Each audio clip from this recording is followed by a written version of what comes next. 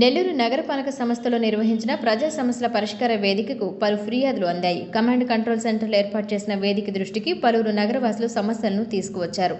Commissioner నందన్తో పాటు పలువురు అధికారులు పాల్గొని ప్రజల సమస్యలను విన్నారు. వివిధ విభాగాల వారీగా అధికారులు 79 ఫిర్యాదులు అందుకున్నారు.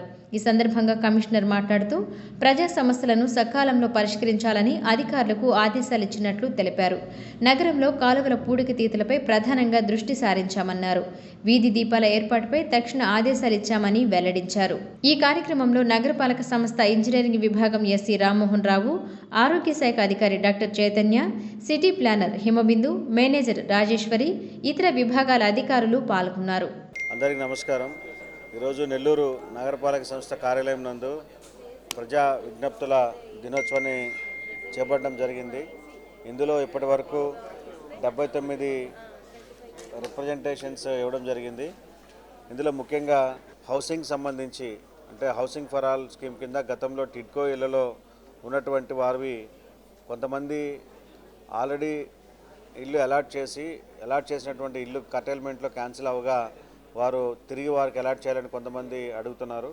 అదేవిధంగా కొంతమంది గడిచిన కొన్ని సంవత్సరాల్లో వారు వేరే ప్రదేశాలకు వెళ్ళిపోవడంతో వారు ఏదైతే బెనిఫిషరీ కాంట్రిబ్యూషన్ కట్టారో అది తిరిగి చెల్లించాలని చెప్పి విజ్ఞప్తి చేశారు.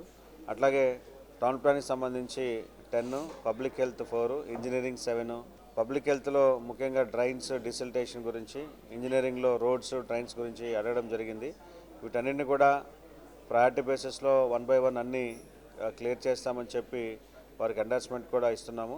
అయితే ముఖ్యంగా ఈ టెడ్కో హౌసెస్ సంబంధించి గతంలో ఎవరికైతే అలాట్ చేసి కర్టైల్మెంట్ చేశారో వారందరికీ ఇప్పుడు ఏవైతే బ్లాక్స్ ఆల్రెడీ కట్టి ఉన్నటువంటి బ్లాక్స్లో ఖాళీగా ఉన్నటువంటి ఇళ్ళని తిరిగి ఇవ్వడానికి రీఅలాట్మెంట్ చేయడానికి ప్రభుత్వం ఉత్తర్వులు జారీ చేసింది.